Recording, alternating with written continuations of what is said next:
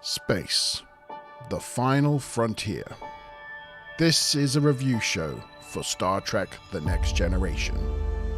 Its continuing mission to explore interesting plot points, to seek out goofs and continuity errors, to boldly go where no other TNG review show has gone before.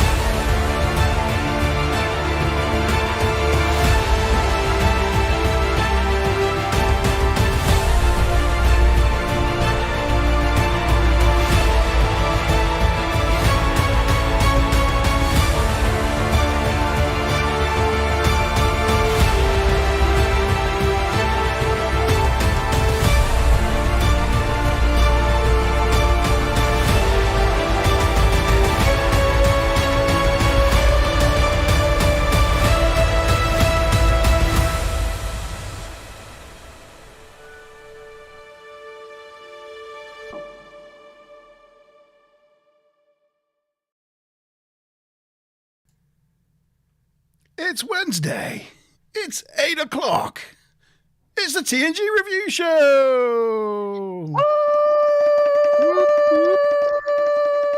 I moved my laptop. Oh, you knocked your laptop over. That's not good, is My it? enthusiastic drumming just kind of vibrated it about my desk. Yeah. Hello. Good evening. Good evening, everyone. Hello. It is Wednesday and it's 8 o'clock. It's the TNG review show. We're back talking about Star Trek The Next Generation. Once again, for your viewing pleasure, we're putting a episode of TNG in the vault, where we like to store all our important things. I am joined this wonderful evening by my co-host, Lieutenant Mazam Bob. How you doing, Maz? You all right? I am very good, thank you. You having a superb week? I'm having a very good week. Yeah. Oh, that's nice. Got more work today, so yeah, I'm employed up to about March now. That's nice. Woohoo! Is that good or is that not good? No, that's good. Oh, that's good. Oh, that's Got to good. keep the pennies rolling. Yes, good. Have you got your blood wine there this evening, Mouse? It's less like blood and more like blood plasma. I tell you, I didn't realise. I mean, I picked up this bottle thinking it was going to be a bottle of red wine. It looks like I was most shocked when white wine came out like that. I should have paid more attention to the label, but it So was most it's not surprise. chilled then. No, it's not chilled, and also I had it with cheese. I was like, oh well, I'll just go with it. Oh well. Good evening, Lieutenant Commander Akabi. How are you doing?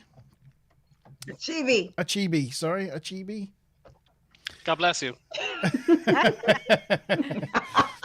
How you doing, Tavykins? I'm doing great. Excited. I had a thorough amount of data in the episode, so you unbeknownst to me, been messaging me fully all functional day. data. I came to an avalanche of messages. It was very funny. He said all about data and its body parts. Lots of data talk. Yeah. I don't know how much of it we can repeat on the show, but there we go. Chief Sean, how are you doing this evening, sir? Yeah, fine. We're getting there. Wet, miserable evening, but sure, we'll make the most of it. Miserable day, miserable evening, but you're here now, so all is well. That's true. All is well. All is well. I imagine in chat you're starting the episode off with a song. Am I right? In that area, yeah. Yeah. We're up to the D in the Storms, and they went for Danielle. It's just a missed opportunity. Could have been Storm Diana, and they didn't go for it. They didn't. Damn it. Next year. Yep. Good evening, Ruth. Good evening, Stu Plum. Good evening, Supreme Panko. You're backish. Oh, well, that's great. I'm glad you're here. Good evening, Mr. Tavikins. And I think that's everyone, as well as us that's on. So good evening to you all. Tonight we're here to talk about the Season 4 episode Clues. Which is a good episode. So it's going to be a good show tonight. I'm hoping. I have a figure here for later on. I've picked out a figure ready. See if you can guess my figure of the week. So you got that to look forward to. I have my score sheet for quiz. You have score sheets. Very good. Panko is going on the sheet. Fully functional facts. We love a fully functional fact. Okay, so yes, Clues. It is episode 14 of season 4, so we've gone into the second half of TNG, and on the downward slope to the end of season 4. It's production number 40274-188. It first aired on the 11th of February 1991. It was the 87th episode to be both produced and released. Interestingly, the story was by Bruce D. Arthurs. And I say that's interesting because he's not a writer. This is his only writing credit. I believe, and I think I'm right in this, he was a mailman, a postboy, and a Star Trek fan. He was, postman. Yeah. Who, as a fan, submitted a couple of different stories to the studio, and this one got picked up. So yeah, we've seen fan fiction on story fanfic sites and things, but this is a piece of fan fiction that actually became a proper TNG Star Trek episode. So well done, Bruce D. Arthurs. They gave him the opportunity to do the teleplay, but it ended up they wanted someone professional to write the script, so they got in Joe Minoski. Who we've talked about before, who's a prolific, great Star Trek writer. And this is his second writing credit after Legacy. And in fact, this episode and this script that Joe wrote is the thing that solidified his reputation with the producers as being a good writer, and what started him on his journey to becoming writer and producer of Voyager, and all those episodes that he's written, which I think he wrote something like 16 in TNG. So yeah, that was it. Directed by Les Lando, who again we've talked about before, a great Star Trek director. The only fact I've got about him this time round that I haven't mentioned before is he was first assistant director on the both series Dynasty and T.J. Hooker, starring William Shatner. So, there you go. There's Lando. These same names keep coming up, and it's like I'm trying to find facts about the same people over and over again. But hi. Oh yeah, go on then. I was going to say we have a fact about one of our watchers. Ooh. It is Ruth's birthday. Do you remember she said next week was her birthday? So happy birthday, Ruth, from all of us. Happy birthday, Ruth. You're having an absolutely superb day. And it looks like you're, whoever Wookie Thanks is, also wishing you a happy birthday. And yeah, we just hope you're having a super, super lovely day. Wookie Thanks. That's a great name. Something like that. Wookie Crazy Kraken! Wookie Thanks. Andrew Samples there. Good evening, Andrew. Yes. We've also got Mohammed as well, who's joined us. So yeah, I'm crazy. Yeah, so quite a few peeps. Yeah, good evening. Good-o. Good evening, everyone.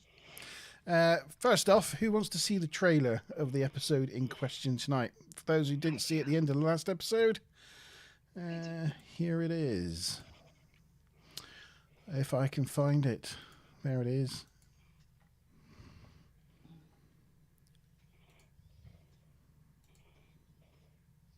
Oh, why didn't that play?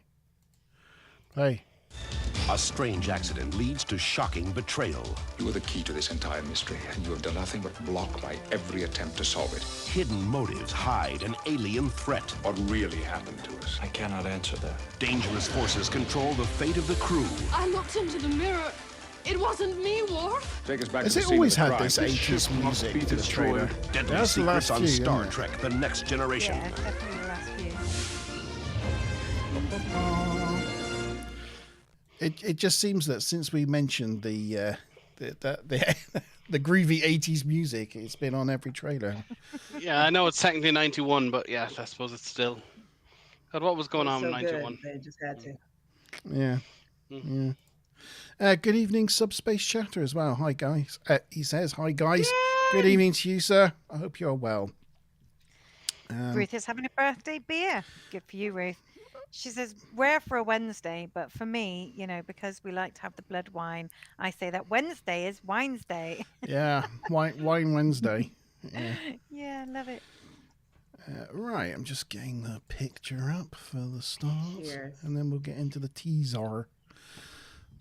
There we go. Right, share that. I'm just pushing all the buttons. Ruthion wants a beer. Is there anything you can do about that, Lieutenant Commander Achibi? There is not, unless he gets a transporter pad going. Oh. Is he out on the road? Is he? He is. He's in his truck right now. He's parked. Oh, bless. Yeah. Well, we hope you get one when you get to your destination, wherever you're heading. Yeah. Okay, so yes, the teaser. In the captain's log, we learn they've just completed their last mission early, so they've got some extra downtime for the crew. That's pretty cool. And we get to see what the crew do in their downtime. Space jujitsu. Yes, They're doing what? They're doing the YMCA. Clearly. yeah. Oh, best dancer for the night. So yeah, some of the crew do the YMCA. But okay, so for an extra 10 points for this night, then they are doing a Klingon martial art. But do you know what that martial art's called? If anybody knows the name of the martial art and puts it into chat, I will give you an extra 10 TNG points. Oh. No, he said it once. Okay. Hold on. I'll Don't get. It's not in this episode, and it doesn't actually come up, I think, until No, he did quite it from a lot. another one. He did another one when he. I can't remember. I know it's just basically Tai Chi, and they call it Klingon, but they call it something else. But it's just Tai Chi. Yep, Subspace Chatter beat everybody to it. It's Mokbara. Was that an extra 10 points, did you say? Yes, extra 10 points there for Subspace. Was it first one to the buzzer? First one to the buzzer, yeah. And darn it. The difference being, I think, that where Tai Chi's everything's really subtle, here they've got tense clawed hands. That's the difference, I think. It's not a mukbang, no. Yeah. Mohammed says, love to travel beyond the speed of light. Yeah, so would I. Yeah. And I think because Supreme Panko said sending a Gudjon a beer from Canada, Ruth is saying, are you drinking beer in the morning in Canada? And Andrew says he's having a Vehain Sepana. I don't know, some kind of. Well, it's somewhere between 3 and 5 in the afternoon in Canada, so I think it is. That's not so bad, is it? That's not so bad. I guess depends what side of Canada you are on. If you're in Australia, it's about 6 in the morning, and if you're in New Zealand, it's about 8 in the morning tomorrow. So yeah. Then if there's any Kiwis in the chat, I'd be worried. So Space Chat, we're discussing clues from season 4. Yes. I quite like the. What do you think of the colours of the carpet here in this room? It reminds me of Teenage Mutant Ninja Turtles. It's quite bright, isn't it? Mm-hmm. Yeah. The HD version makes it look a lot brighter than it did in the original. But it's got nice Klingon-like writing around the edge. But as far as I'm aware, they never use this set or this flooring again. Yeah, I mean it's just the shuttle bay dressed up a bit with a bit of padding and colouring, but the that acoustic foam that they put on the walls is just that probably just slips on. Just slips on. And it's great set dressing because the sound people love it when they cover all the walls in carpet because it makes their lives a hell of a lot easier. Yeah. So it's definitely on purpose. It just makes life easier for everyone to do that. All right, so they're moving invisible pots around, and Beverly's in her lab growing some She's looking at corsages. Yeah. He's preparing to grow some corsages. And then we go and see. We go to the holodeck, and we have Guinan here visiting Picard. She's going to join Picard on the holodeck for some frolicking in a Dixon Hill mystery. Guinan arrives and tries to see Dix, but his secretary won't let her in. But question number 1 for the teaser: what is the name of Dix's secretary? Is it A, Gloria, B, Ginger, C, Madeline, or D, Donna? Gloria, Ginger, Madeline, or Donna? A, B, C, or D? So, yeah. Do they actually say it in the episode? No, not in this episode. So you got to know this. It's one of those things. Do you know what? Because of your habit recently of saying, what was the last episode that this was also shown in? I specifically looked up the other episodes that had Dixon Hill. Right. Yeah. But you got me. You didn't ask that this time. Yeah. Gloria, Ginger, Madeline, or Donna. So, yeah, eventually Guinan pushes her way into Dixon's office and finds Picard held at gunpoint by a gangster named Johnny.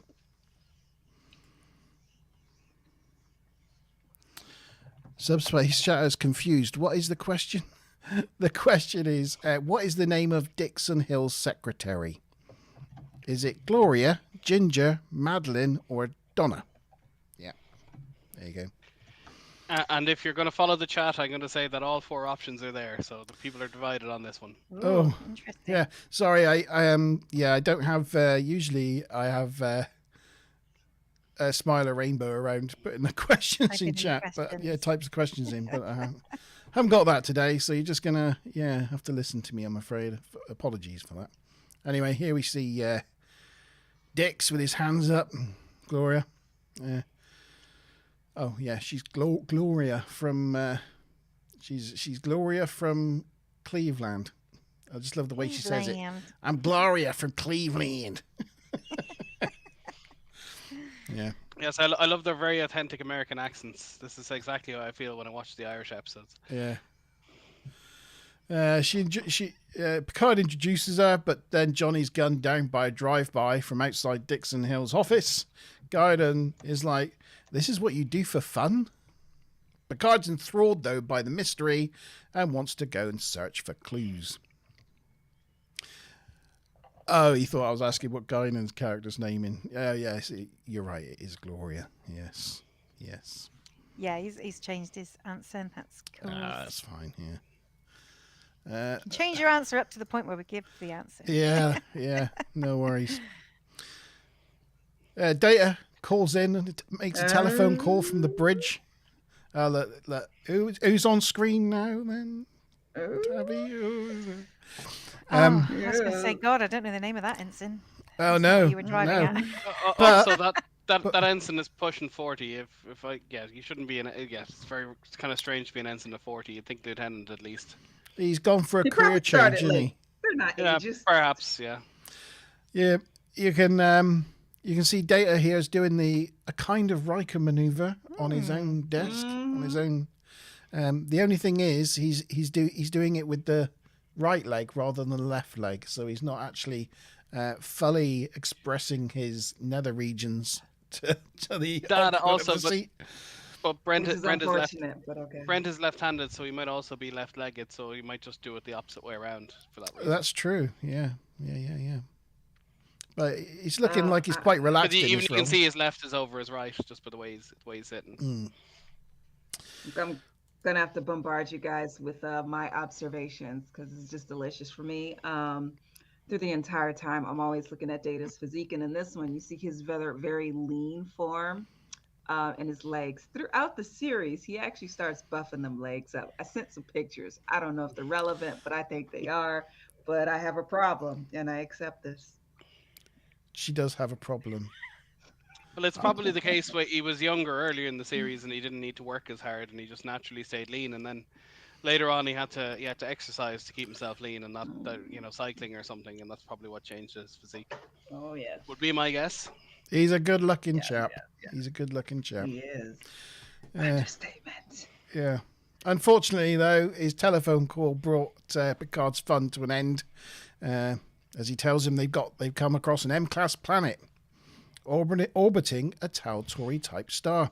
Picard leaves the holodeck to investigate it and apologizes to Guinan. He tells her she can carry on without him, but she's had enough fun for one day.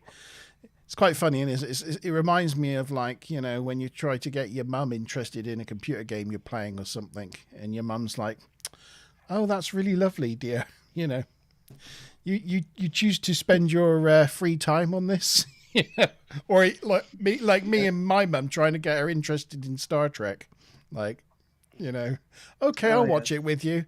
Oh, that's nice, dear. Because Guinan was not interested at all, was she? I get that comment, that feeling. Guinan is supposed to be, I think, around 800 or something like that. So yeah, I'd imagine she gets fairly tired of people's fads. You know, well beyond caring what's in at any given time. Yeah. So Space Chatter says it's a semi-Riker. Yeah. Oh my God, that sounds dirty. I know. I was like, at least it's not a Riker semi. But... No. Yeah, well, fully functional, fit and fully functional factoid from Tavona. According to a member of the wardrobe creators, TNG, the uniforms were padded in some versions of the uniform after their first design. Yeah, they had muscle suits under them. And you can see here as well that after they changed the uniforms, they used the older ones for the extras, as you can see in the shot perfectly. That the ensign has one of the probably Data's earlier uniform that zips at the front, and obviously Data has the later one that zips at the back. Yeah, they added collars to them. Yeah, they divvied them up a bit, but yeah. Oh, evening, Karen. Good evening to you. We have Karen. Yeah. Yes. So. Where was I? I was talking about one thing I was thinking about. No, I've gone through that. No, okay, let's carry on then. Yeah. I was going to go to your pictures, and then I thought, no, I'm not. No. What? How? Why would you say that? Okay, there you go. Do me like that. She wants to see. Panko, this is for you, girl. That is Brent Spiner in his 70s. This is Brent 60s, Spiner. Mid-60s. Yeah. If you want to know what it looks like, juicy ass. This is what it looks like from the front. So, there you go. That's all for you, Tavikins. That's all for you, guys. No. And Supreme Panko. There you go. Right, that's enough. I don't think you can take. You can't take any more. God, Daddy. I'll go for a background change. There we go. Oh, there you go. Thank you. There you go. God. Bring me down slow, Sean. So, on the bridge, they've detected an unstable wormhole. They go to move in, but it envelops them, and everyone gets knocked out, except for Data. And the teaser, we're left with this image of everybody fallen to the floor where they were, except for Data there. Riker isn't, he just sits like that. That's just that's just the natural way he sits. That's Riker when Picard's not on the bridge. Just like Oh my gosh. Anyway, what are we talking about right now? Well, we're going back to Mazza Bob. The black box is back. Yes, the black box is nice. there. Mazza Bob, is there any other tidbits from the teaser that we might have missed? I was trying to catch Karen up on the question, but I couldn't remember what the answers were.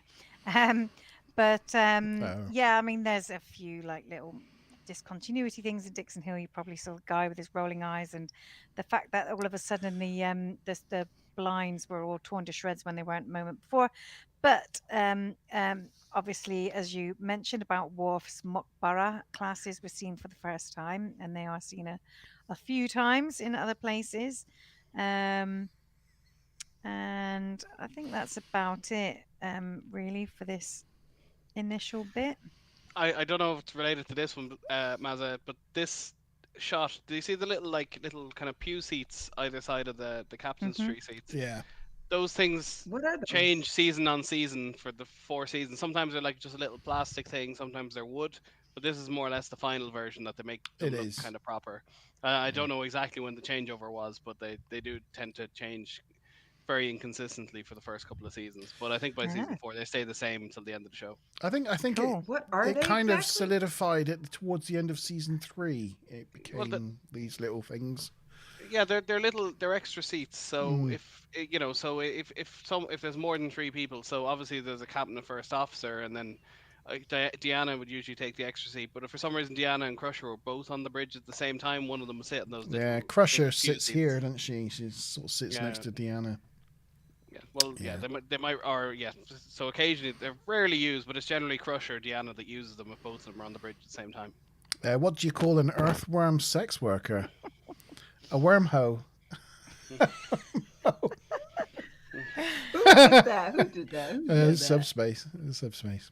Yeah. See, my Ukrainian guests are really confused because in Plymouth we have Plymouth Hoe, which is like a big red and white striped lighthouse in the centre of town. And then my other half came home the other day with a hoe, like a proper long-handled metal hoe, and they were like, "That's not a hoe. The lighthouse is the hoe." And yeah, they were getting very. Well, yeah, the confused. hoe is like Now we the have whole. a worm hoe. The hoe is like the hoe. It's like a waterfront. It's like the park area, a waterfront. Oh my goodness. Very cool. Oh, And I there's thought lots I was of bad.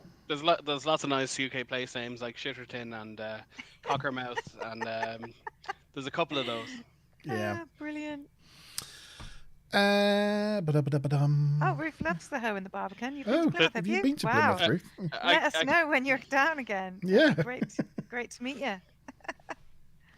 Oh, she lived in Plymouth for 3 years. Wow. Oh, what do you wow. know? Wow, we did. I Golly. didn't know that. A There you go. local. Yeah, a local girl. Is there almost. a Star Trek ship called the Plymouth, or am I making that up? Is there Wouldn't a surprise me. I don't thought there was know. one, but it sounds familiar. There was a HMS Plymouth. Maybe that's what I'm got thinking of. decommissioned about 10 years ago. We tried to retain it for the city and turn it into a museum, but the council couldn't afford it, so it got sold to Turkey for like £200,000 and got turned into tin cans. All right. Disappointing. Disappointing end. Much better use of it. Yeah, I a think bit like there the are something Enterprise, like actually. The 52 Enterprise has Plymouths had the same worldwide, thing. aren't there? I think there's something like 52 There- Plymouths. A lot of there- them in there is a- America. Yeah, there is a Ours US was one the as well. original.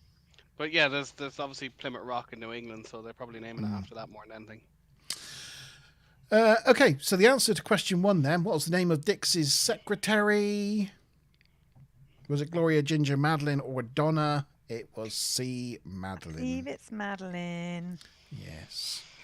So, Every time someone says Madeline, I'm from the U.S. Every time I hear that, I think of this little cartoon Madeline, where everyone's singing, Yeah. I'm Madeline, and inside I'm big. Yeah, just loved it. Madeline's closest to the French pronunciation, that's all. Same name.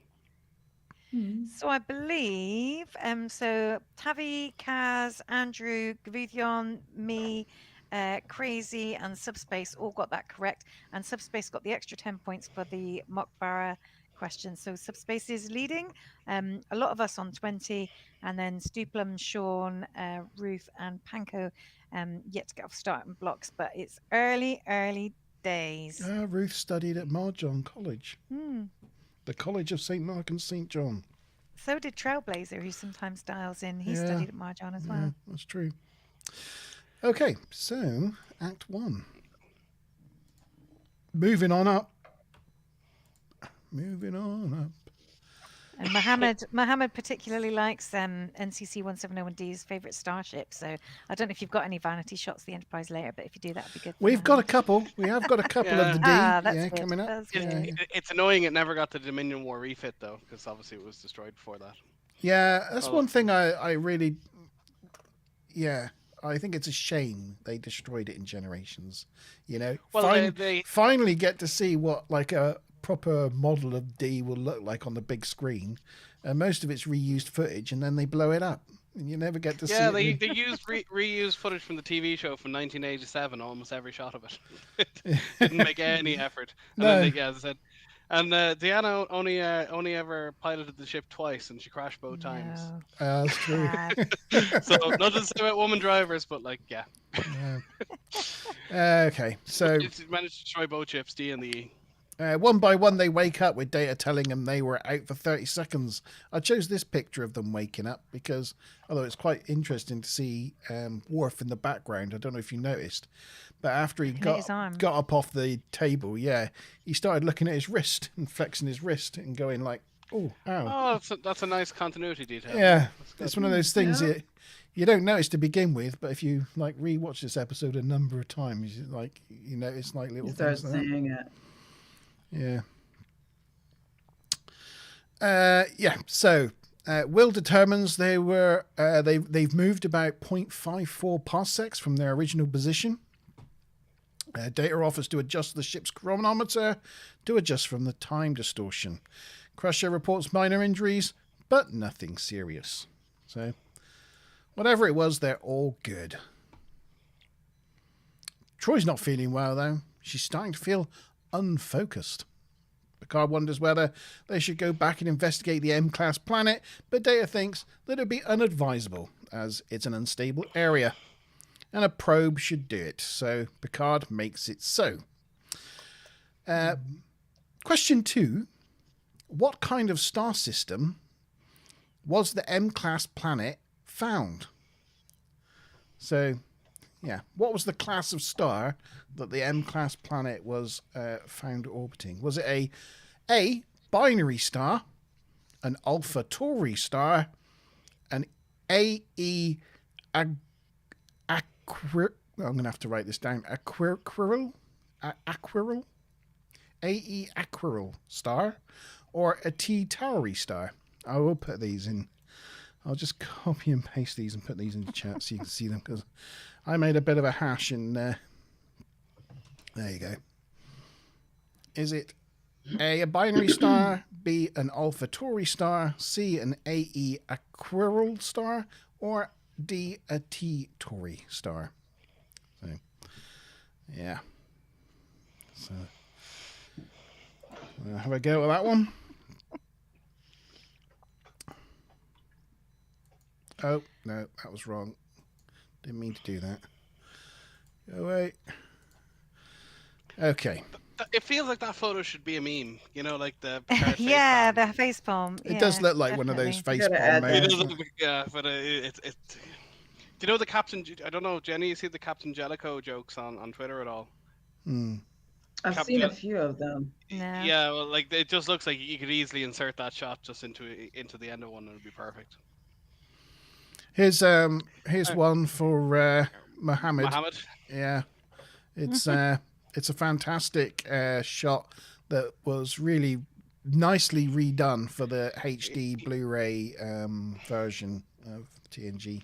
Yeah, and you can see the lovely captain's yacht that was used exactly 0 times. Yeah, you can see the captain's yacht there underneath the saucer. You can even see the word Enterprise. Yeah. Where's the captain's yacht again? It's this thing here. Oh. My brother had the model of it, and it actually it actually came out. Yeah, it's like it's a fair size, fairly decent size. Yeah. Gosh. It could easily hold. Well, I wouldn't say it's Defiant sized, but actually it wouldn't be far off. It wouldn't be far off. No. It'd be about half the size of a Defiant. That's how big it is. Although it's probably only 2 decks. It's about half size. That's about nearly 60 meters long. Yeah, no. Or it'd be like the size of a frigate or something. It's pretty big. But yeah, that's his captain's yacht. Yeah. Never mentioned, never talked about, but in theory you can take that out and fly it down to a planet. Yeah. Yeah, the captain's yacht in the Enterprise E was used in Insurrection. Yes. That's correct. Yeah. It seems so much smaller, though. It didn't seem like it was the same size as this one. Well, It the was fancy Enterprise, looking. the Enterprise E is a lot smaller. I mean, Well, it's about the same length, but it's a lot narrower. Yeah. yeah, it's has a lot less mass. I guess it's actually slightly longer, you see- but it's a lot And less mass. the Enterprise E has 5 magic decks that just appear. They do. Because in First Contact, they goes, yeah, that's a big ship, 24 decks, and then like 5 minutes later in the film, Worf goes, they're on the ship from decks 29 to 22, like literally 3 minutes later in the same film. Yeah. So yeah, figure that one out. Magic decks. I'm- TARDIS bigger on the inside. I literally had nothing to say with this picture. I just put this picture in there because I loved the picture. So Yeah, the lighting effect is excellent. Nothing needs to be said. yeah. Look at the nacelles. Here we have O'Brien. He's gone to sick bay because he's twisted his arm planting plants for Keiko. She's trying to give him a green thumb. It's another one of those instances where it seems like Keiko's kind of, ruining his life. Oh God, she's got to be planting plants now. Is there a single scene with Keiko where she's not causing some drama for him to solve in the whole show? I'm not blaming Rosalind Chow. It's not her fault, but like every single episode, just whiny. It was just the way she was written, unfortunately. Yeah. But it's also quite sweet that they're newlyweds and Yeah, I they're trying to guess. integrate their lives together, and it's quite sweet, I think. Just the way he says it, he's just like, oh God, oh God. Anyway, the doc goes. She must be good at some things. Yeah. Yeah. Oh yeah. Pretty sure Maybe she's she- They're balancing not a that good out. match.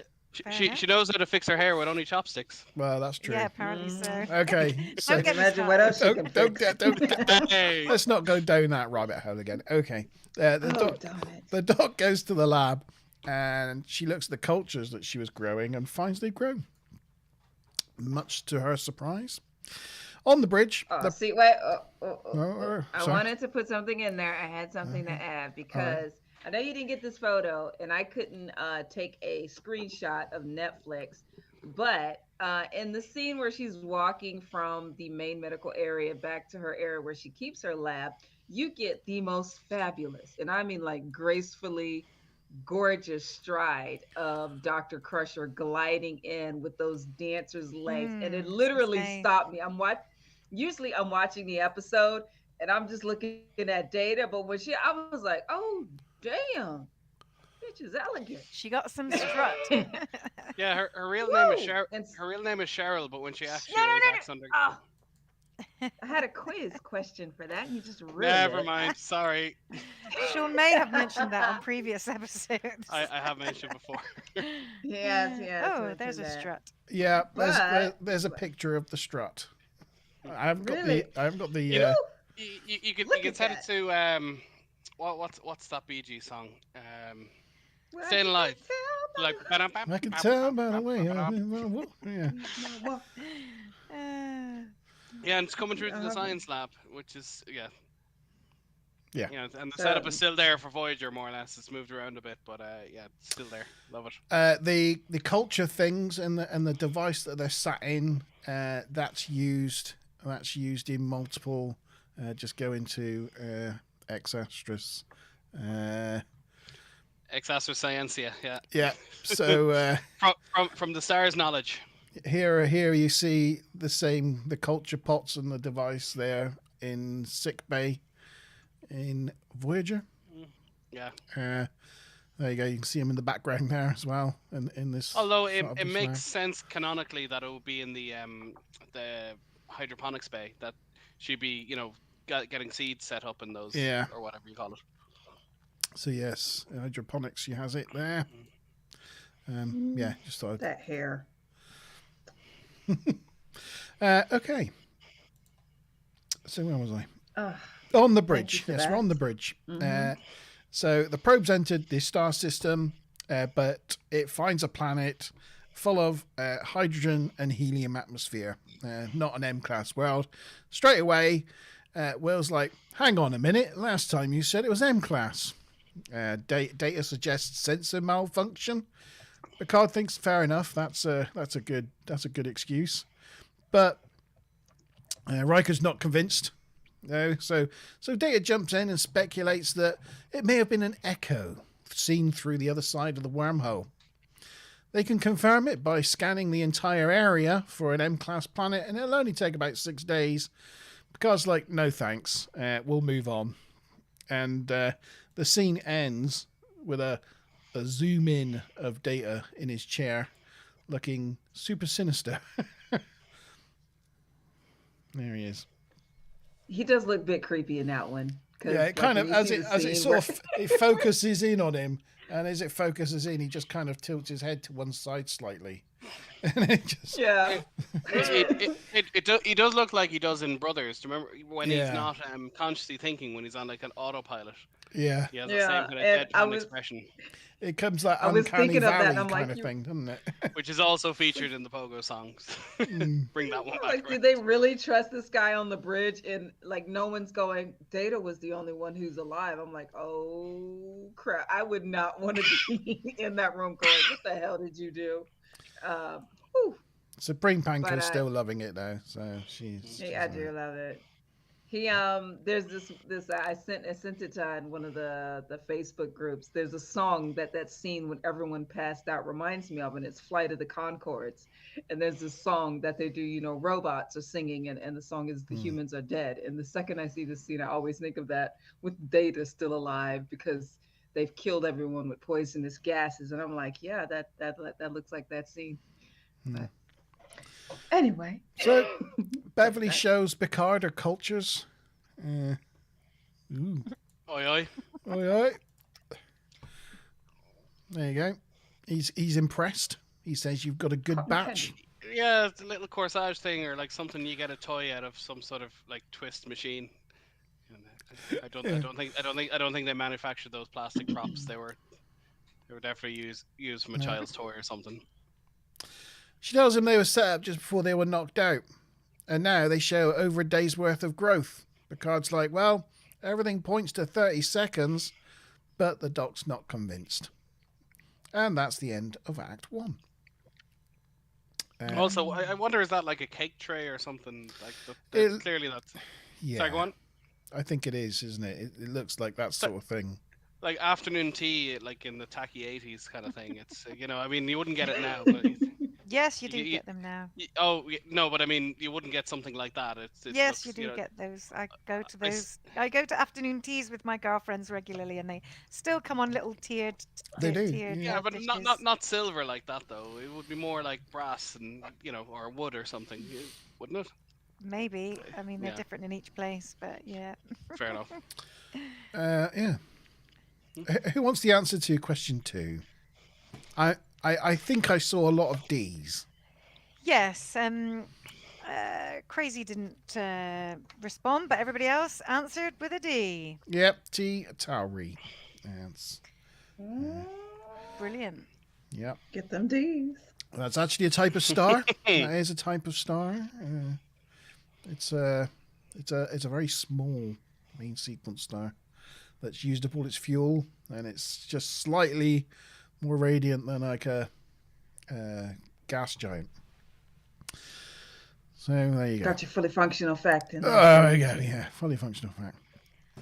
And subspace is still in the lead. Well done, And subspace. everybody's off the starting blocks now. So that's good. Hey, Gas giant, like a red dwarf, would you say?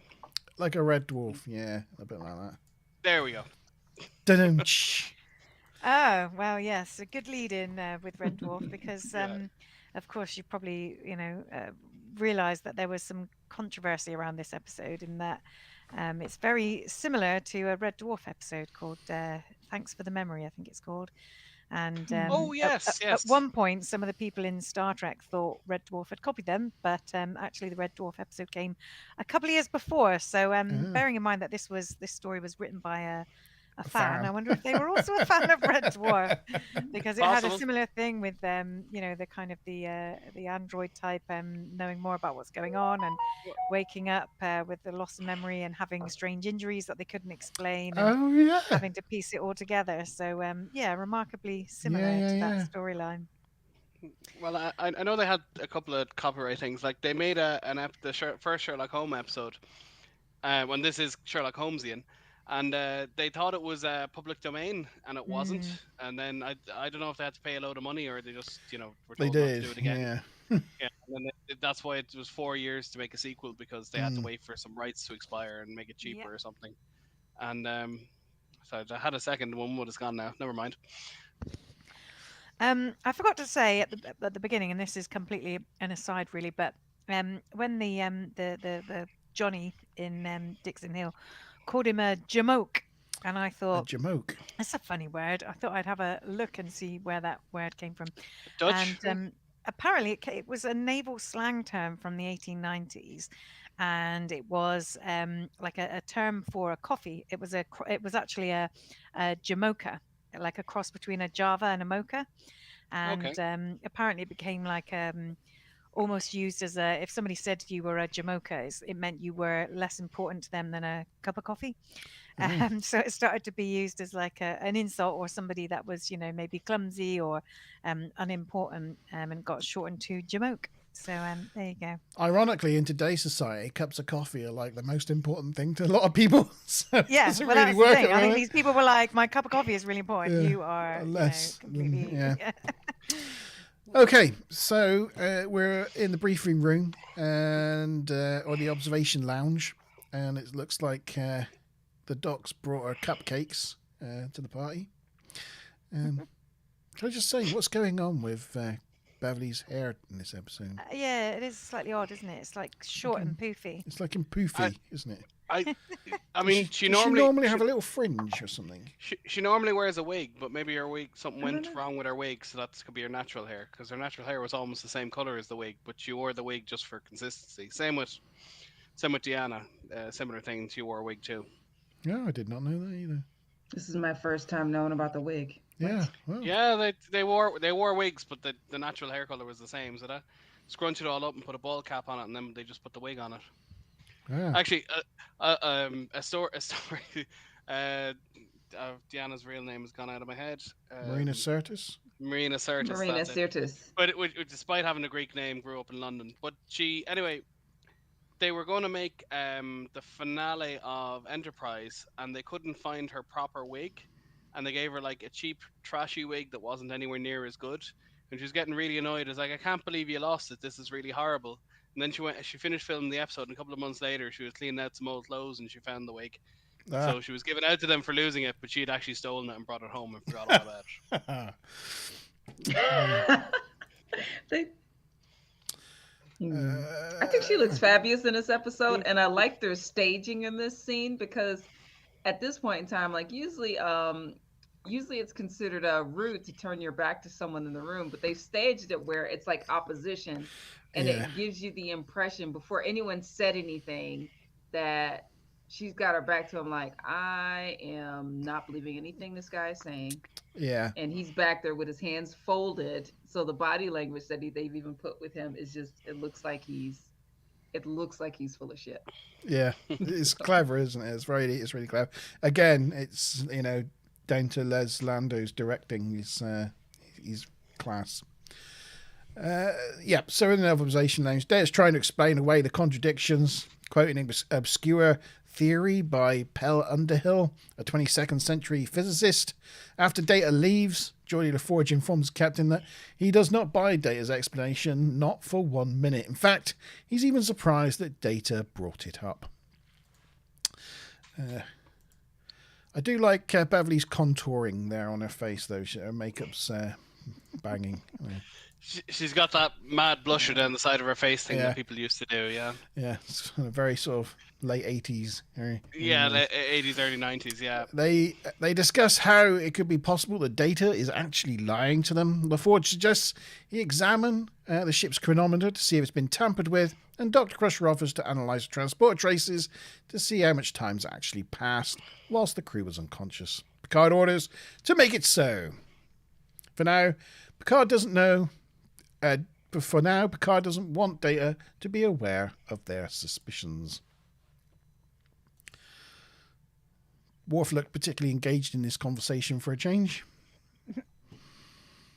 In engineering, Geordie checks in with Data. He's checking the sensors. Geordie relieves him and contacts Troy to tell him he needs help with a computer. Lovely. Lots of Data shots in it for you, isn't it, this episode?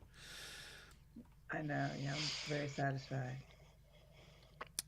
Crusher visits O'Brien in the transporter room and finds that one of the ensigns last used the transporter, and he'll get her to report to sickbay. But question number 3, what was the name of the ensign who O'Brien orders to report to sickbay?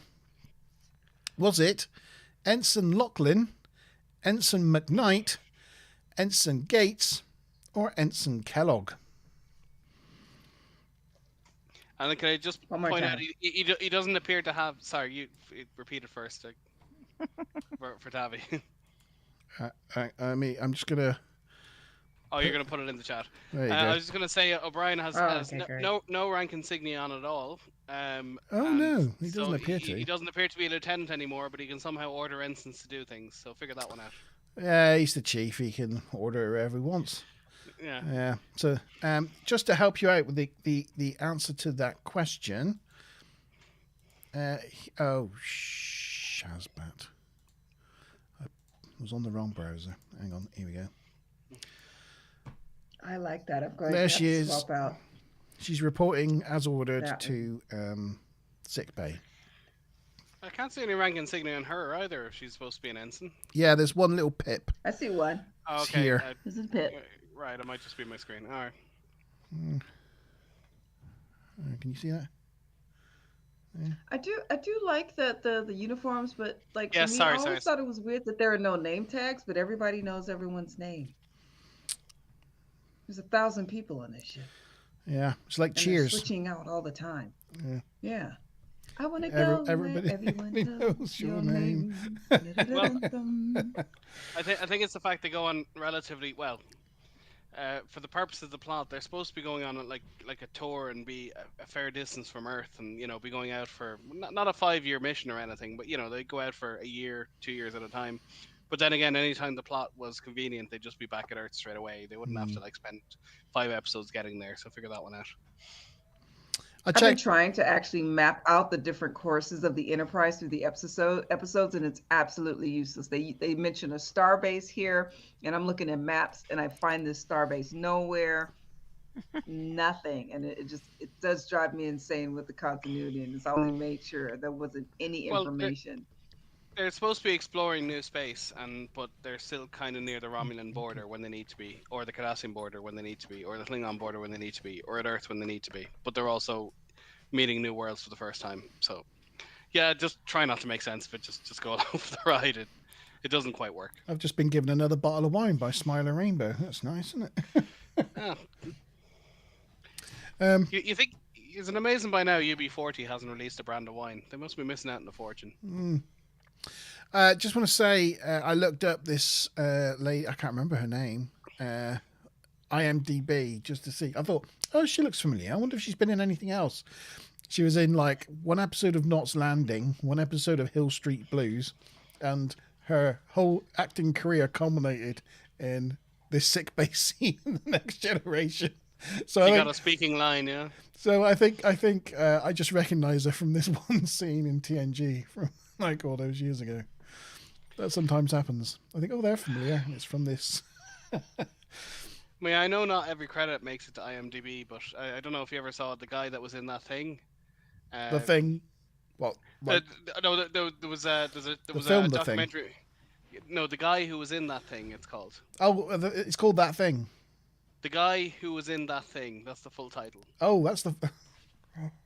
So it's like actors who are working actors who are in like Oh, I 100 see. shows and 50 Yeah, films. yeah. And they go when they get recognized in the street, go, "Hey, you're that guy who was in that thing." Yeah. But they don't actually ever get a lead role. They're just kind of you know, in one episode here and 2 episodes there for like 30 years. Yeah. But, Right. yeah. So the ensign reports to sick bay, and the doc tests her internal clock and finds that it's all out. They were out for a lot longer than 30 seconds. In engineering, Geordie finds the chronometer was tampered with, and only Data and himself were the only ones capable of doing it. Rot-row. things are starting to unravel. Later in Picard's ready room, Data evades Picard's questions about what really happened. So he asks Data if he would consent to being examined by LaForge. Data agrees and is escorted to engineering by Ensign Kellogg. You see in the background there. He's even a little snooty, telling Picard he knows the way. What? No, I just realised I got the question wrong. Okay. Not necessarily. You might have got it right. No, okay, fair enough. You might have got it right. Did you say Ensign That's Kellogg Ensign for the Kellogg. last one? I did say Kellogg, yeah. Yeah. Oh, you might have got it wrong. That's Ensign Kellogg there. She's the one that escorts No, Data. it's like there's definitely. I definitely remember there being a Kellogg in it. I was like, oh, Ensign Cornflake. I was laughing to myself, and I was like, that's definitely the right one. No, different Ensign. Never mind. Oh dear. Anyway, that was the end of Act 2. Yes. Shall we do the answers to the question? Yes, You may we had as well, mostly yeah. A's, a couple of D's and one C. And it was A. Lachlan. Ensign Lachlan. Nice. I'll tot up the scores in a minute.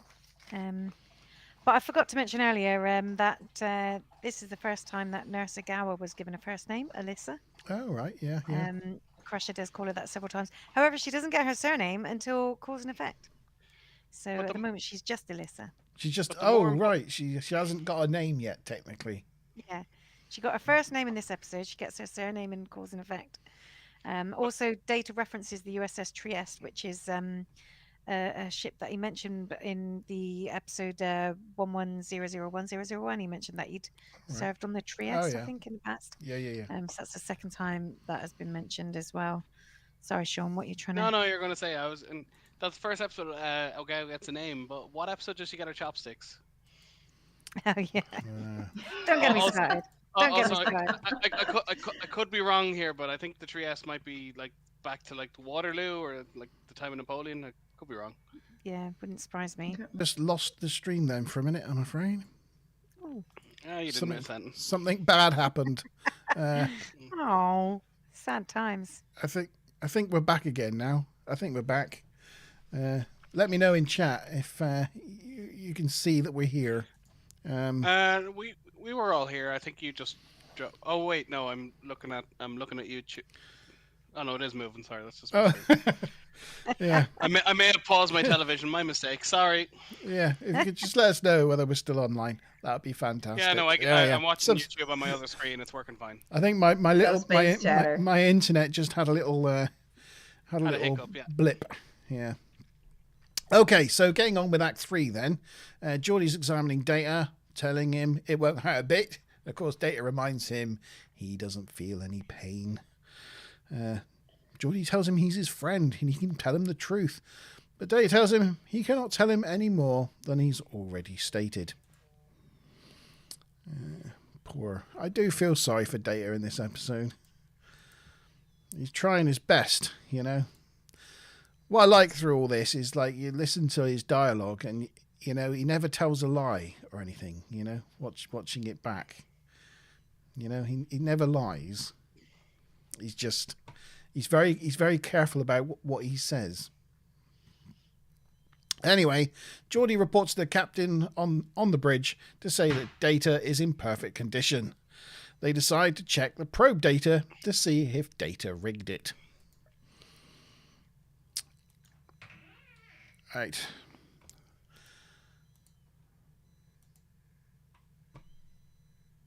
And then, of course, Councillor comes over all funny again. So she goes to her quarters for a lie down and Worf escorts her. I think this walk and talk scene as they head to the her quarters is quite nice because she's like holding on to his arm because she's feeling a bit discombobulated. And I think this is like one of those ones where you can really see like the padding in Worf's uniform and how big it makes him look. Suit, yeah. Because look, he looks absolutely ginormous next to Deanna there. And I think that little divot where it kind of widens out a bit is sometimes broken into a corridor that goes through engineering. It's redressed a couple of different ways depending on what they're doing with it. But yeah, and she calls him Mr. Worf.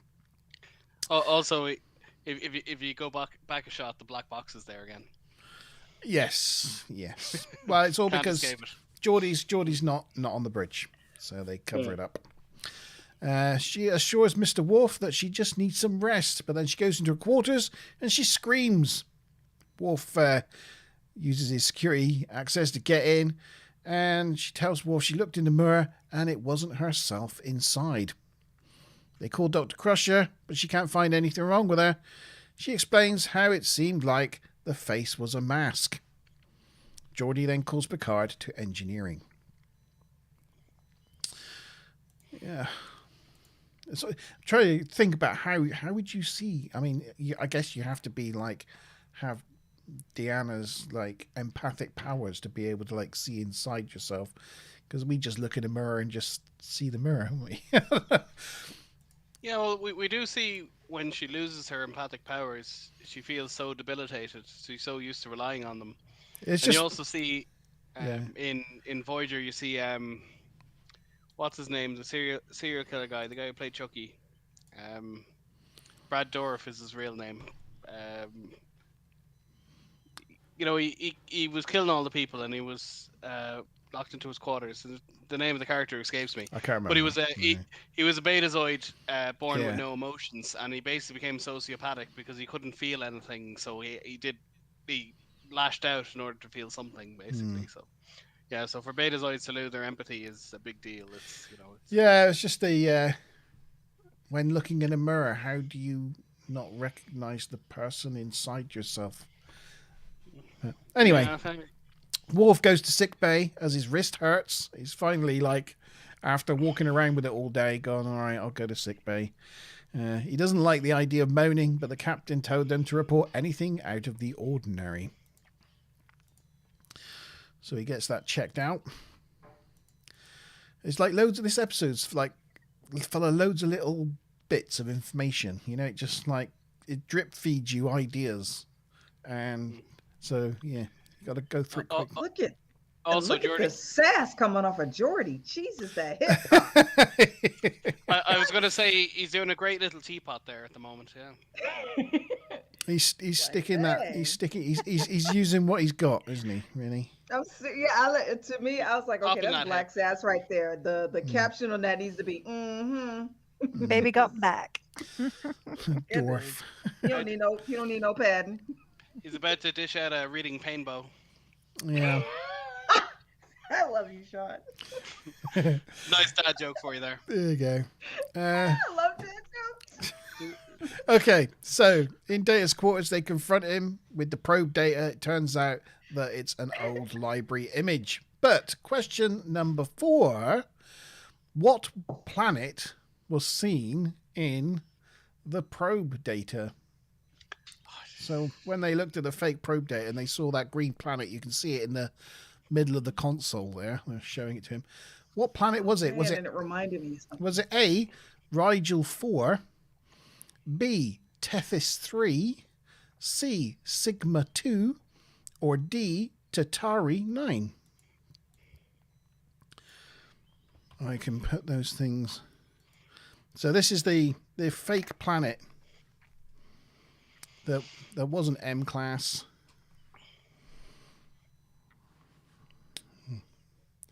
Okay. Yeah. What did he fake the data with? Was it a library image of Rigel 4, Tethys 3, Sigma 2, or Tatari 9? It's okay. We've got Smiler in the chat, Monty, so you don't need to put in anymore. Oh, there you go. Oh, thank you. Whew. Thank you, Smiler. Yeah, she's like, I'm back, baby. Hello, And you're reminding me, Smiler. Lon Suter was the name of Brad Dourif's character. I could remember the actor. I couldn't remember the name of the character. But he did play Chucky in the Chucky films. Oh, did he? Child's Play Oh, I films. didn't know that, yeah.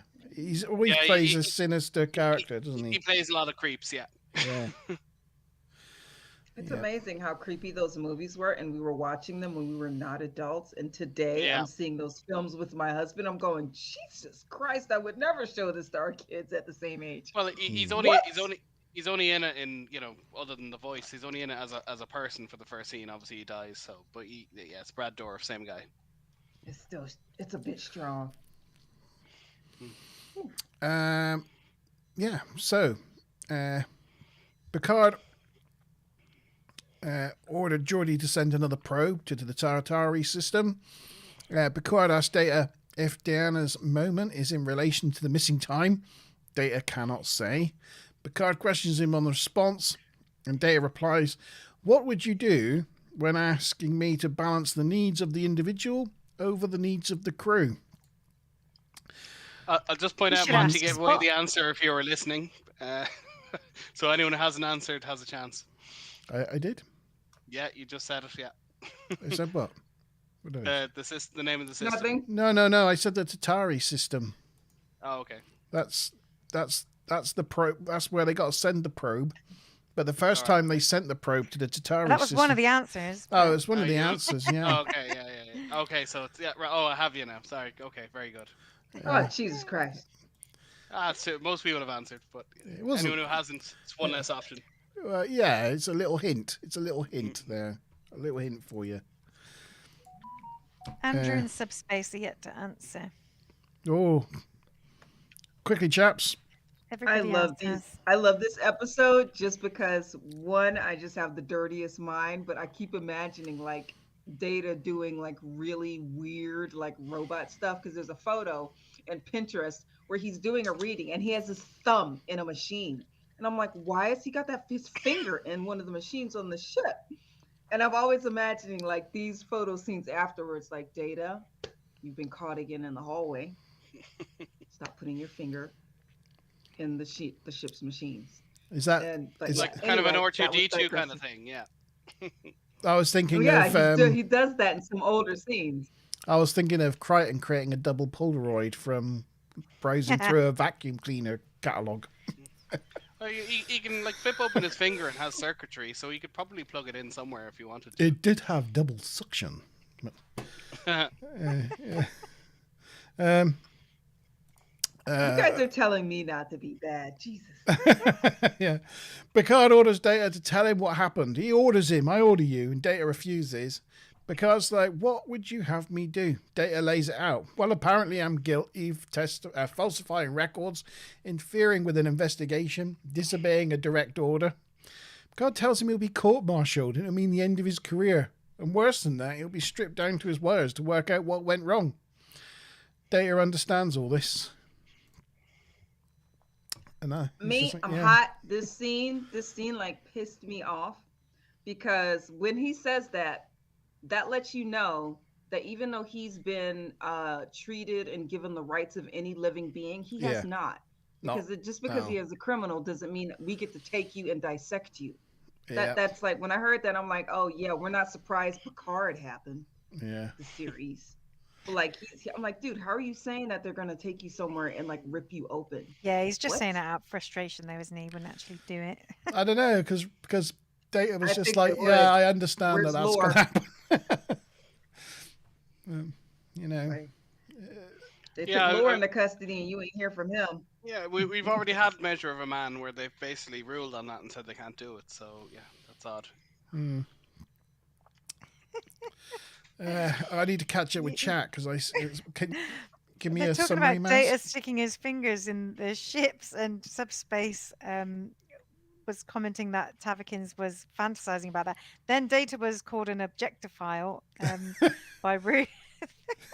And Panko is jealous of the machines that are getting fingered by Data. So yeah, it's gone that way. It's all going off on chat there, isn't it? Yeah. There's lots of machine go get your finger. Yeah. Anyway, that was the end of Act 3. So the answers to question 4: what was the fake planet? Was it Rigel 4, Tethys 3, Sigma 2, Tatari 9? Hopefully, most people put B, Tethys 3. Yeah, I didn't see an answer from Andrew though. Are you still with us, Andrew? Oh, Andrew. Everybody else answered B. Yeah.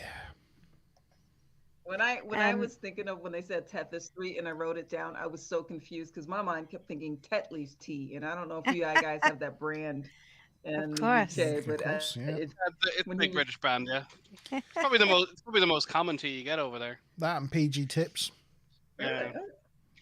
Yeah, that'd be weak by our standards, but anyway. So we've got But- Subspace in the lead with 210 points, Yeah. and we've got Tabikins, Kaz, and oh no, not Andrew.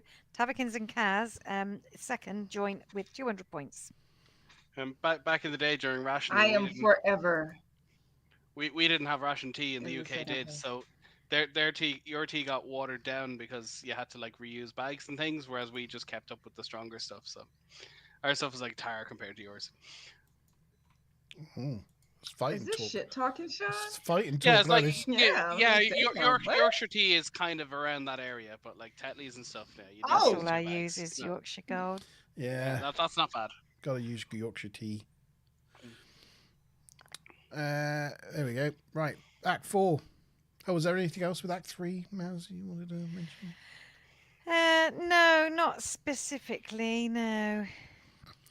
Okie dokie. I just thought it was You a guys good forgot act, how it both was of just my gradually fully giving all fictional the... facts, and I feel neglected. Oh, sorry, Yeah, what's... Sorry, Sorry, Tavi, you go. Tabby, get in there, girl. I was saying you both, in the last two scenes, you guys have neglected my fully functional facts. Oh, sorry, I'm not keeping up with the chat. Let's see if we can find it. Anybody spot it? I even put it in private chat. I can't see that. Brent Spiner was the godfather to Gates McFadden's son. See, when Tavikins put that in, then everybody starts going on about how Data is Wesley's godson. No, Wesley is Data's godson. Yeah, I'm pretty sure we're talking about Gates McFadden's son, not Beverly Crusher's son, right? Yeah. I know. But apparently he Yeah, didn't know. that was He the didn't know that joke. he was going to be the godfather, and almost didn't turn up. So was glad that he did. No. And Beverly Crusher, but Gates McFadden didn't know because they were doing a podcast together. Because Gates McFadden has a podcast, and she had Brent Spiner come on, and he starts telling the story. He's like, "They never told me," and she's like, "We did tell you." He was like, "I almost didn't turn up." So she's like, "I can't believe that." So it was a very fun exchange. Like even after all this time, they're fussing about it. You probably knew that Nana Visitor and Alexander Siddiq or Siddiq Al Fadid, whatever you're having, had a kid together. But the Garrick Andrew Robinson was his godfather as well. On top of that, and on top of that, Alexander Siddiq's uncle. Does any of you know? I'll give you a clue. Is it? I'll give you a clue. No, is it the fire in which we burn? Yeah, that's him. Dr. Sauron. Sauron. Sauron from Generations is Alexander Siddig's uncle. I knew that. It was in my brain. Yeah. Malcolm McDowell. Malcolm McDowell. Yes.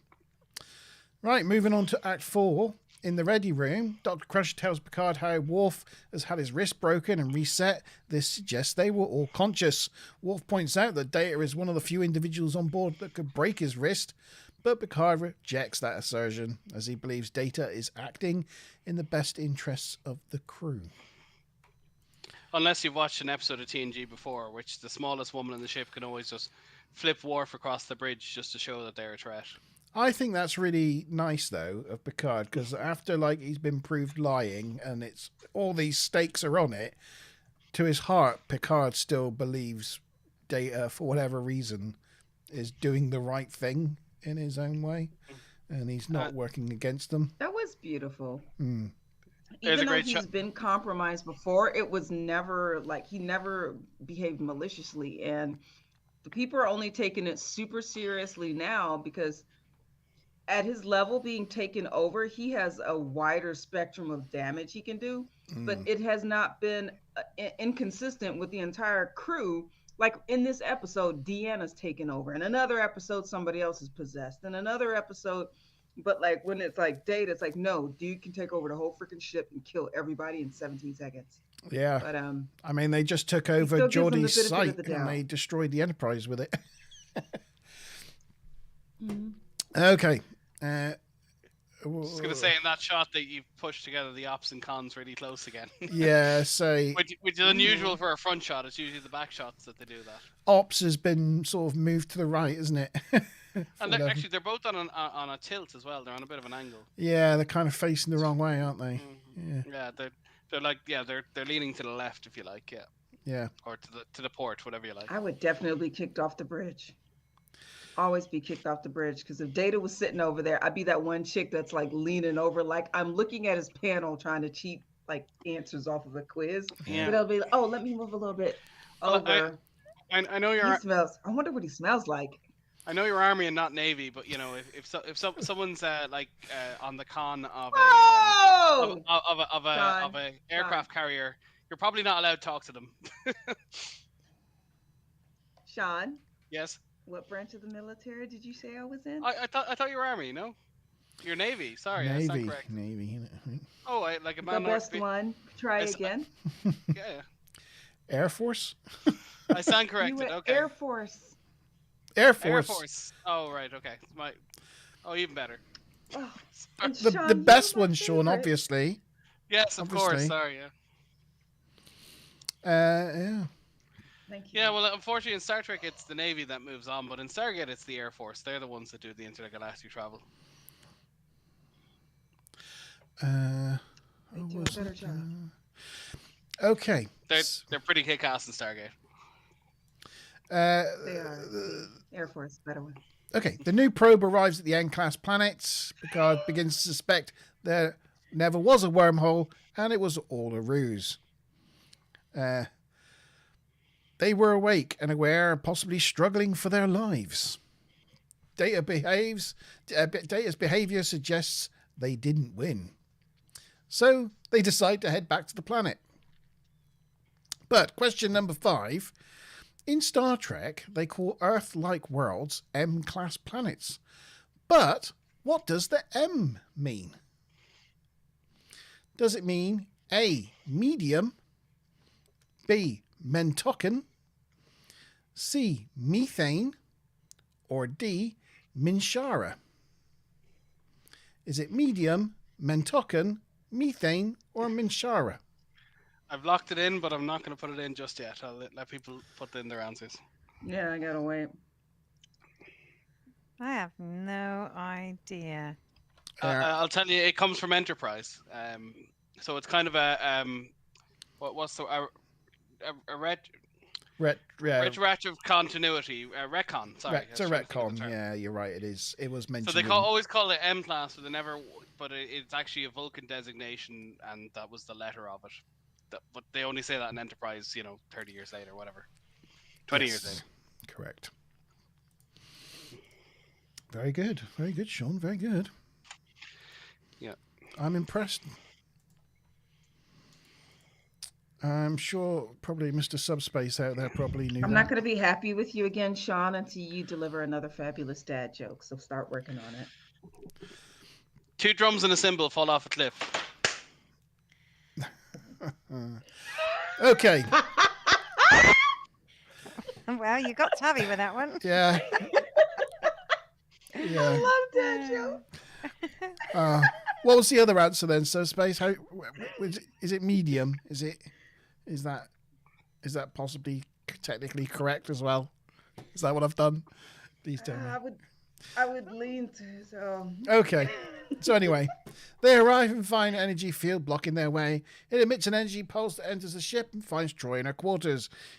She heads to Data's quarters and tells him the plan's failed. He tries to convince her that they are no threat and to do nothing. Geordi calls on him to go to the bridge. Yeah.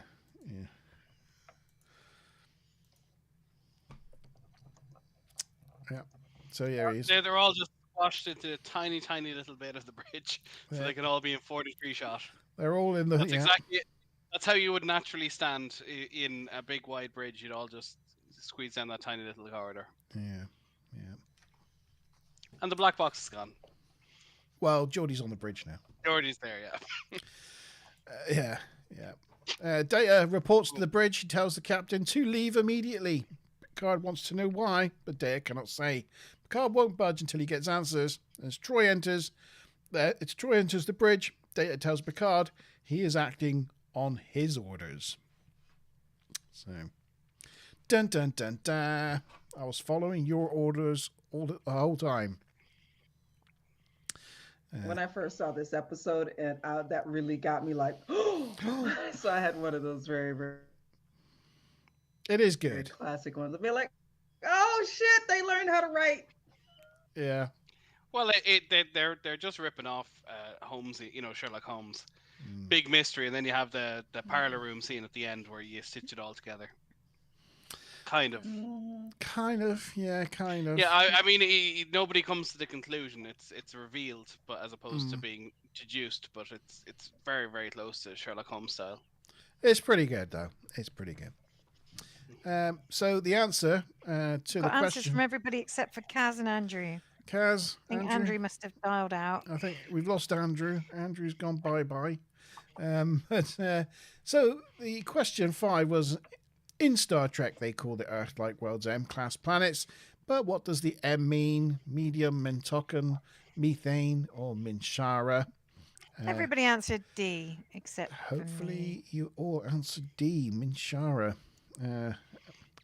As Chief Sean says, a retconned Vulcan term from Enterprise. Also, the Mintokans were the proto-Vulcan species, weren't they? Yeah. Where that plot was obviously reused for Insurrection. Well, I I was trying to confuse you with the whole Vulcan, very semi-Vulcan good. terminology.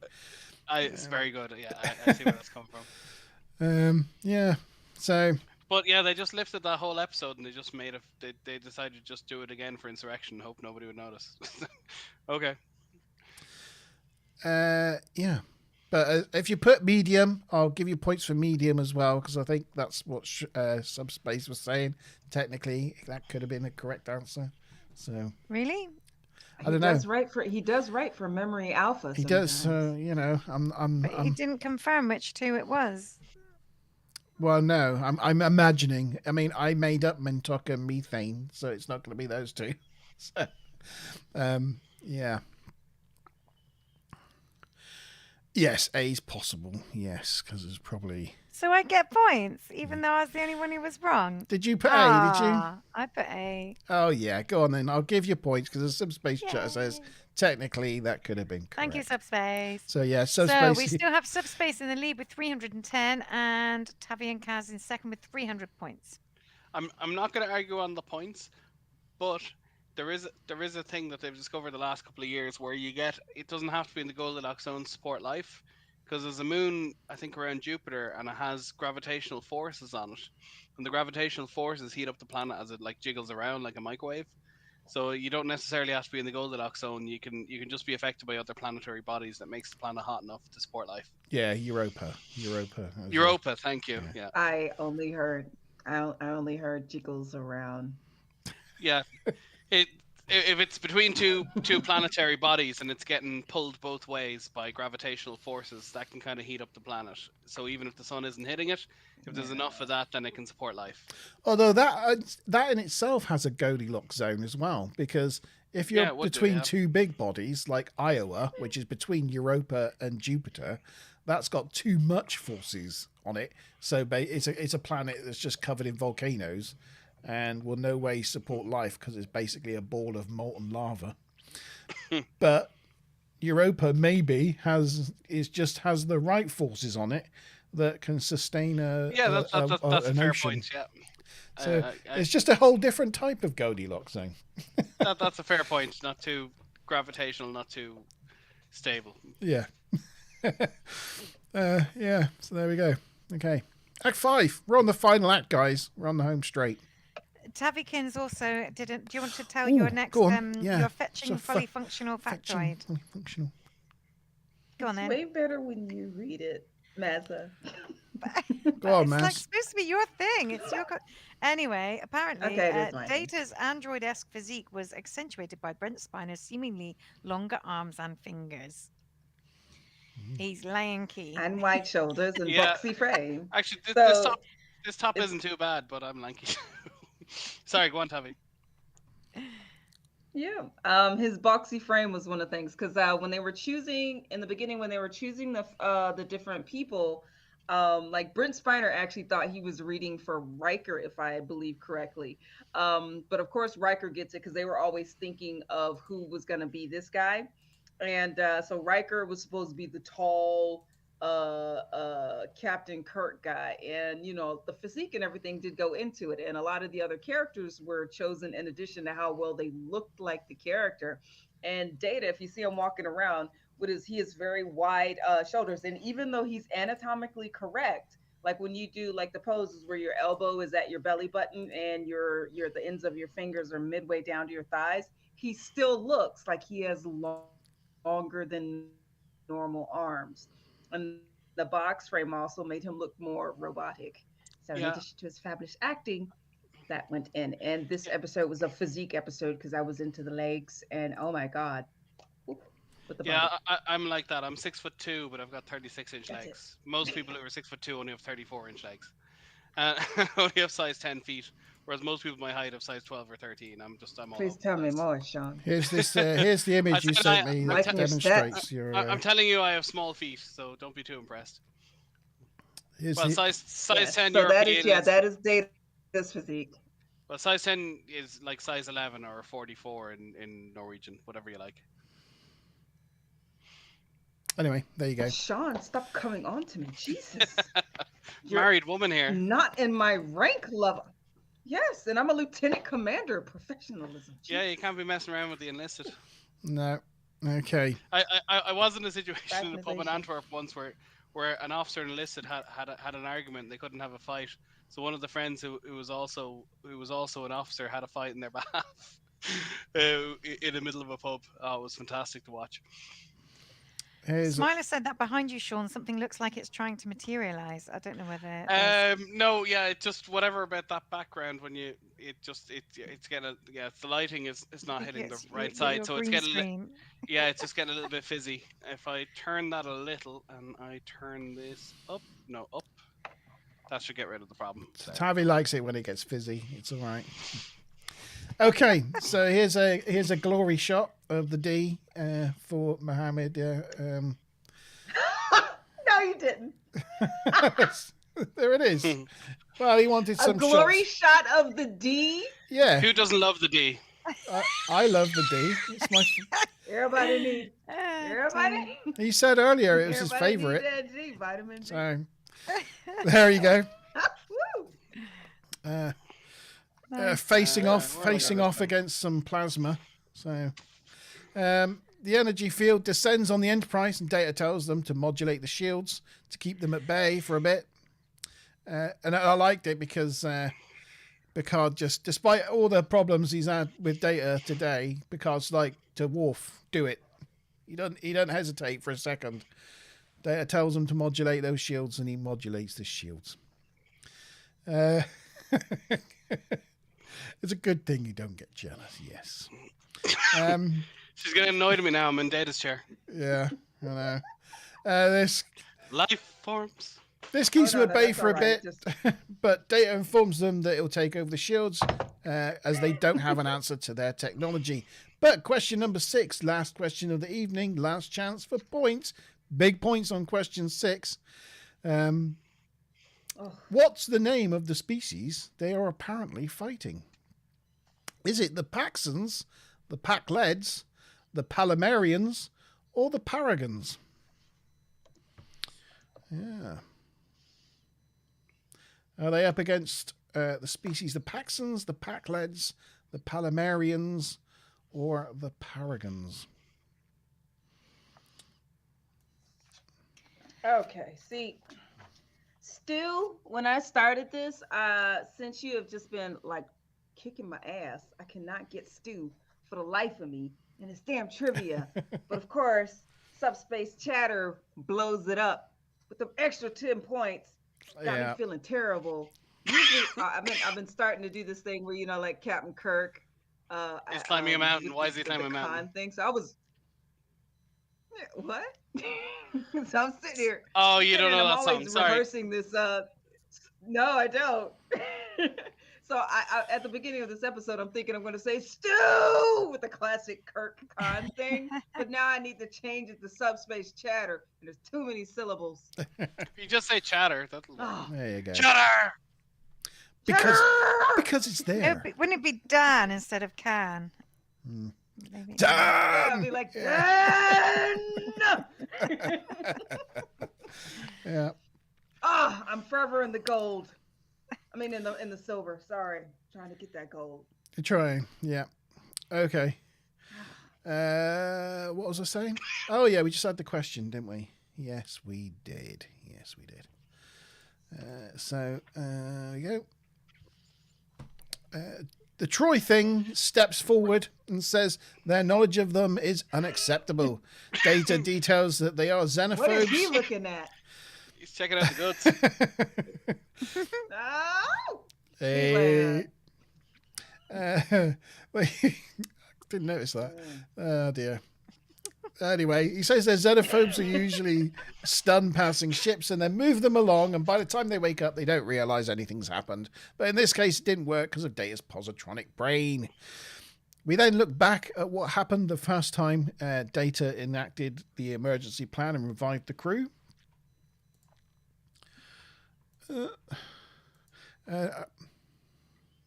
And then we see they take control of Deanna, and when Worf tries to interfere, he gets thrown across the bridge. Can I just say, the way she's holding his wrist, there is a way of holding someone's wrist where you can turn them all the way over really easily, just by holding the wrist and flipping them, but she's doing it the wrong way. She's pulling them to the left and then he goes to the right. That doesn't work. Well, yeah. But there is very she's much a uber way. strong now, so There is very much a way if you twist just the wrist just the right way, the whole body will go with it, and you can break the wrist. Yeah. I quite like. At the same time, they said they use energy, so for all they know, she's using like force field like stuff on him to flip him across the room. So I felt like they were being a bit harsh on that.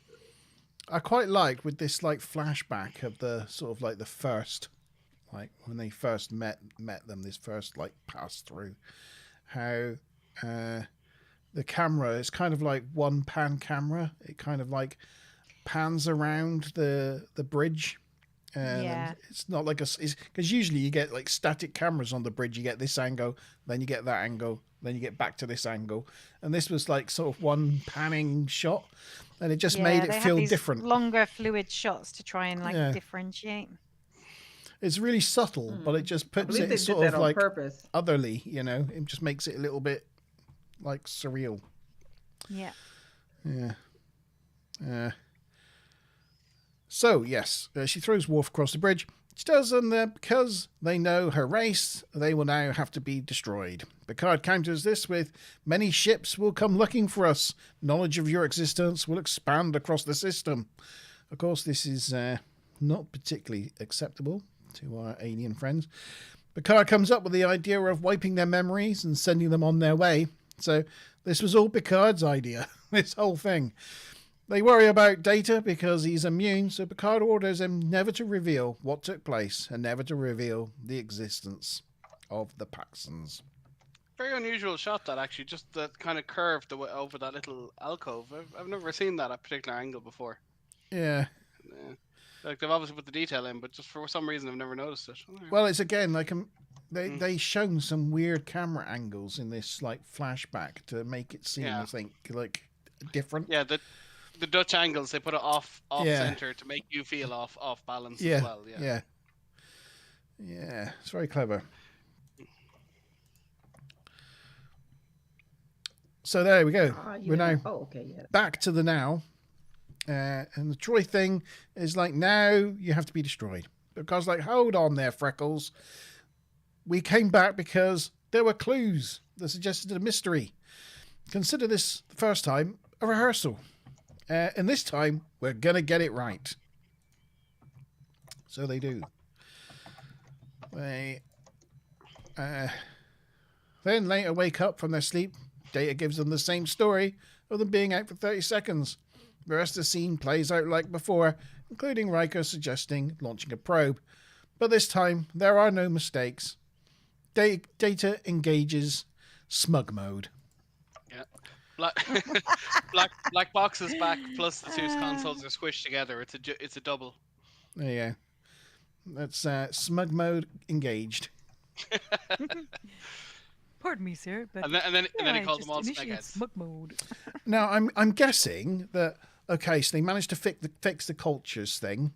That was the main problem, wasn't it? That kind of kicked it all off.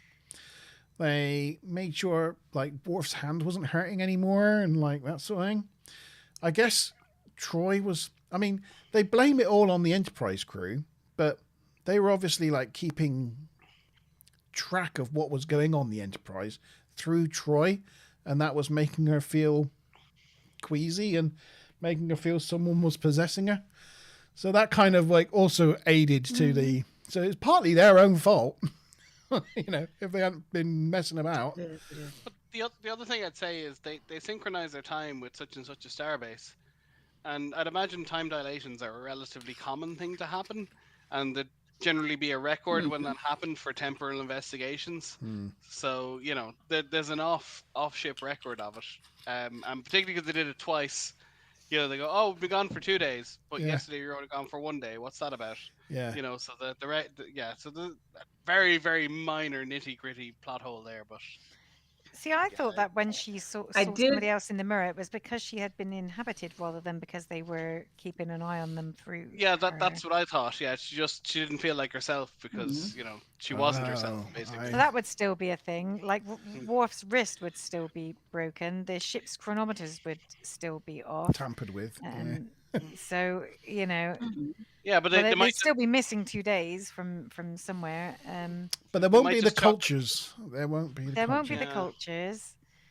I did like, I did like how they wrapped up some other things because in I don't know if it's just me, it pulls me out of a show when they say a day has passed and they don't like fill in that information. And this show was like one of the first times that they actually did it because, Jordy says it's been a day, but our beards haven't grown. And maybe I just, after being in the military and understanding like life cycle stuff, and I'm like, you mean everybody was passed out for a day and nobody wet themselves? Nobody? No Yeah. beards, no boo boo. But Yeah. like they did go back and say they put them in stasis. So I'm like, oh, finally. Because I remember that. I don't know if y'all saw The Walking Dead, the beginning of Walking Dead, when that sheriff guy wakes up in the hospital, Yeah, clean yeah. as all hell, For no months or something, bedpan. he's been in there. Mhm.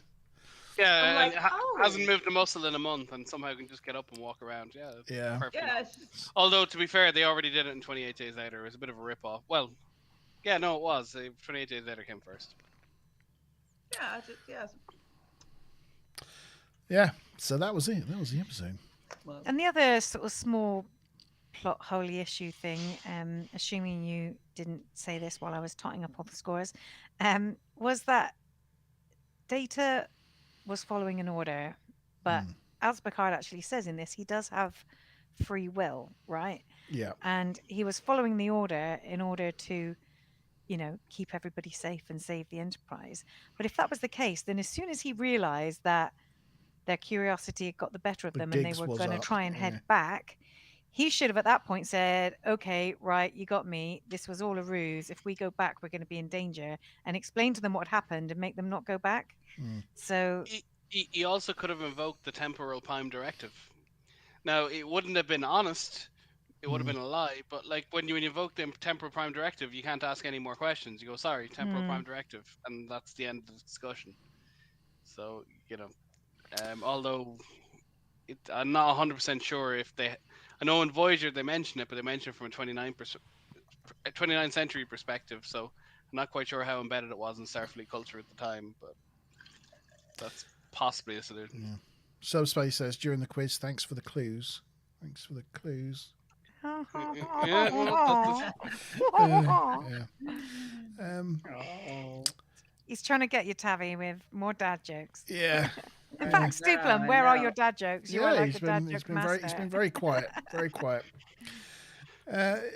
So what we discussed I think it was nice to see him have downtime. I think that's an important thing because sometimes we talk about this ship seeming like a cruise ship, and some people like comment that, oh god, it's like a cruise ship. They've even got time to just. Did you ever see the parody of Love Boat with Star Trek? No. Oh, okay, so Rob Schneider's like turning what the wheel basically, and Patrick Stewart is there as like set a course for love. Right. no. It was on What? Saturday Night Live. No. It was on Saturday Night Live. It was. I gotta Yeah, look this up now. yeah. Love both Star Trek parody. I think Right. you'll probably find it. I don't. It'll probably set off the right spots if you try and play it. But Yeah, it's I worth don't a look. know. I'll review it I don't. first. Sorry.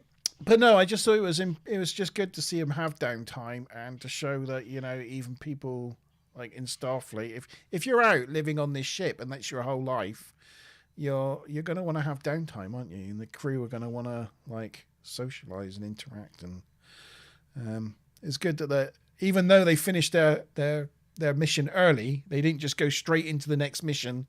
That they give that time over to the crew. I thought it was nice, but it did make me think at the end of it, as they've now lost 2 days or whatever, they've lost all their downtime. Oh yeah. They're going to be thinking, Yeah. well, we've still got 2 days now. At least we can relax. And like the next mission or Starbase or Admiral's going to be like, where are you? As they're like just doing Tai Chi or whatever. Yeah. Just look behind me there. Oh, yeah. Yeah. Yeah, there it is. It was on Saturday Night Live back in one of the. Sorry, Burn. I think it was said 94. Did it? All right. Or I gotta look. Anyway, that up. it doesn't matter. I just like, did I make that up? No, it happened. Okay. Do I dare? I'm very Google proud of everyone here because everybody missed the opportunity to make the crack on Beverly Crusher with that green ghost looking thing flying in. Oh, and yeah. getting on Deanna. And I'm like, but no one said anything. At Star Trek Las Vegas, they were selling the like green candles, and dear. Gates McFadden signed a few of them. Oh no! That was the most horrid episode. When I saw it, I'm like, no. And the actor who played the ghost in the candle, do you remember what he went on to play? No. He played Shakara later on. Oh. Didn't realise that. I didn't. Yeah. No, I didn't realise that. There you go. Okay, so Mazim Bob, what are the scores then to our quiz?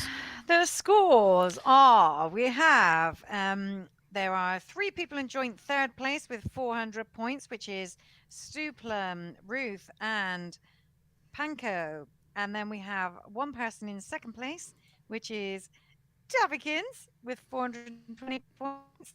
1 person in first place, which is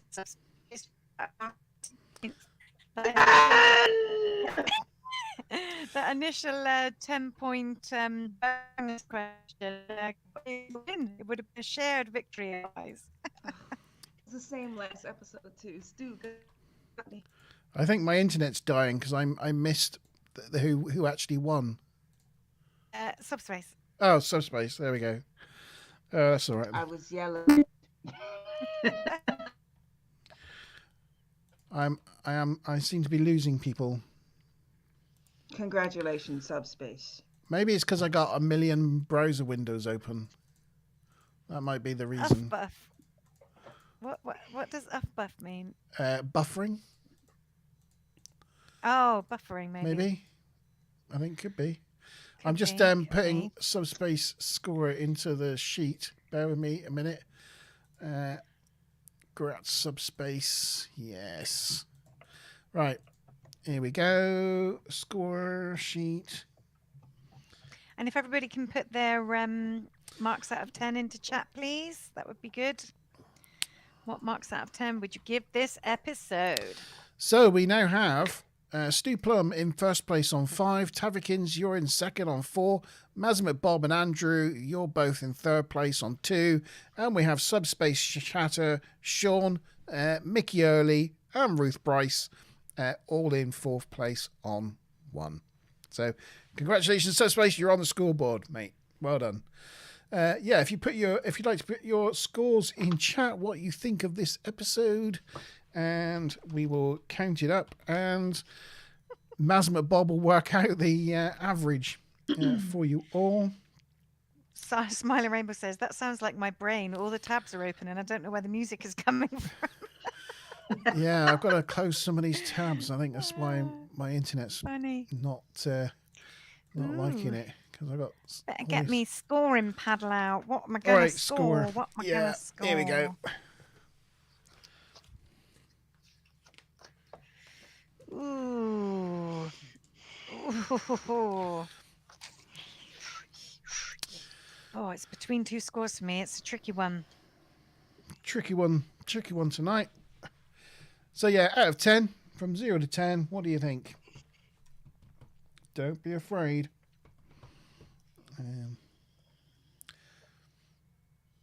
Maz is the one that's got to work out the average in a minute. Yeah. All right, have you got your paddle? Are you ready with your Yeah. score? Okay. I'm ready. A 3, a 2, a 1. Whoosh. Oh, look at that. Of course, it was a 10. Yeah. 8, 8, 10. I've And no paddle, but not why you think. Not because it had lots of data in it. No. This is the camera work and all this other stuff and all the tiny little bits of meticulous information that they put in, because you can tell that they already knew the script, and then they went back and seeded the episode so that if you were paying attention or watching it again, you would have this delight of seeing like their continuity. And like it made it seem like it was a who done it, but actually it was more of a why done it on the after they figured out, okay, we already know something's going on, but who and why. And that was a really nice one, and people don't do that very often, so they got a solid 10. Everything was neat, and everybody was in stasis, so I'm like, oh great, nobody pissed themselves. So I'm satisfied. You laid out on the floor for a full day. Okay. I have But to I don't say, think- I was between an 8 or a 9. Yeah, so was I. I mean, it was a really good episode, great storyline and everything, but then it was still a bottle episode. It was no best of both worlds, so I couldn't give it top banana. Yeah, I just went for a 6, as you said. Bottle episode. Yeah, you have to work for. It's not Measure of Man. It's not Drumhead. Yeah, it's okay. It's fine. So It's perfectly good. what have we got in chat? We got a 9 from Ruth, a 6 from Subspace, who agrees with you, Sean, an 8 from Mr. Tavikins, a 6 from Sean, Supreme Panko says 6, and Stu Plum says 9. So And Smiler Rainbow says solid 10. a solid 10 from Which Smiley averages Rainbow. out to sort of 7.8-ish. It basically rounds up to an 8. Sorry, it ranges to an 8, does it? Yeah. Yeah. But Okay. for a bottle show, that although in saying that, I do like the bottle shows. The writing tends to be better, but you have to do something exceptionally special for a bottle show for me to give it a high score. That's what I think. Yes, Subspace. We do. Bottle shows? We take each season. Enjoy the story. Actor, it was well, actually, okay. They technically had that ensign who had 3 appearances on TV, but for the most part, no aliens, all humans, no makeup, bottle show, all on the same sets. I don't mind bottle shows though.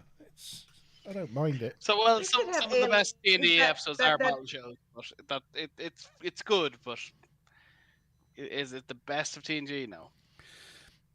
I think it had one of the best directors and it had one of the best cream is just writers, and I think that You don't need shows. sprinkles and toppings. Yeah. Yes, Subspace. We do have each season. Every season we start a new sheet, so we sort of like score each season within the context of that season. Because else, like season 1 would have got probably a lot lower scores than what it got. But yeah. So, what is it for this season? I suppose is the score there. But yeah. And that puts Clues in second place, I believe. Yes, it does, behind Data's Day. Data's Day and Clues. Oh, there's a bit of a theme, isn't there, on the scoring now? Yeah. I'm sorry, Data episodes are just better. Well, yes and no. Fight me on it. Doesn't have to be a Data episode, but they're always good. They're always good for her. What do you want to look at next week's episode? May as well. Yes. Let's have a look at the trailer for next week. Does anybody know what next week's episode is? I think it's a good one, actually. No. I've watched it recently, but I Cause just can't to remember. bombard you with First messenger. Contact. Oh, First Contact. That's good. That's a good one. That's the one where Will Riker goes down onto the planet and he gets found, and That's decent. Yeah. some alien makes him do sexy things with her. Yeah. He has his little James Bond moment. Yeah.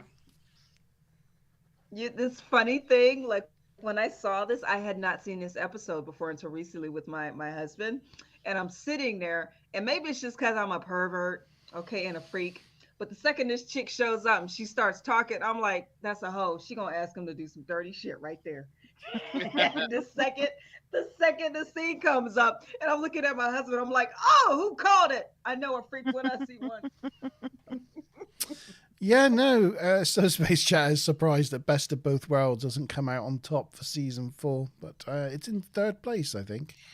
And it was funny because part 1 definitely got 10s across the board, and then part 2 was more like 9s. It was sort of just, it doesn't quite. I mean, if you were judging it as a double parter, it would definitely be a 10, but part 2 is just not quite up to the amazing glory of part 1. I mean, that was when it's it very was close. It's still high. That was when it was G-Star scoring, but yeah, it came out as a perfect 30 score top. But yeah, Best of Both Worlds Part 2 didn't come out as high as Best of Both Worlds Part 1, but it's all close. If you watch the documentary Chaos on the Bridge, I didn't mention it previously, the Patrick Stewart was kind of wanting to get out of the show at the time. He was annoyed about a couple of things, and they weren't quite sure if he was going to come back or not. So they wrote that 2-parter in a way that if he didn't come back, that they could just write him off as going away with the Borg, and they had no idea how they were going to finish it. It was just a way to get Picard off the show if they needed to get rid of him. And to be fair, the whole reason for Riker being so similar to Kirk is because if the Picard thing didn't work out, they were always going to kill him off, and that way they'd just have Riker as being Kirk again. He was also partially based on Decker from the motion picture, more or less the same thing. Decker and Ilya are Riker and Deanna. That's almost exact. A lot of stories that were based around Decker and Ilya in Phase 2 were just swapped over to Riker and Deanna later. Yeah. Sorry, I was just explaining the scoring there, and I realised that I didn't have the screen shared. So there's Best of Both Worlds Part 1 with a maximum score in season 3. There's part 2. Equal in season 3 to Yesterday's Enterprise, which also scored top points. We like that one. Yeah. It's fantastic 2-parter, isn't it? It is brilliant, and it created the whole genre of the between season cliffhanger. Yeah, I was too young to appreciate it. I saw all these things in reruns and repeats, and but the idea that that happened and you had 3 months to wait to figure out the answer was. Yeah, it's kind of a shocker. I'm sure it was very, very exciting at the time, but it was just a bit too young to appreciate it. Certainly was. Right, yeah, sorry, I was digging out the trailer for First Contact. Will it have that 80s? Yeah. Not quite Seinfeld, yeah. Yeah. Do you reckon? I would imagine so. Stranded. Yeah. I imagine they just paid for that at the start of the season and they kept using it. Yeah, probably. Right, here we go.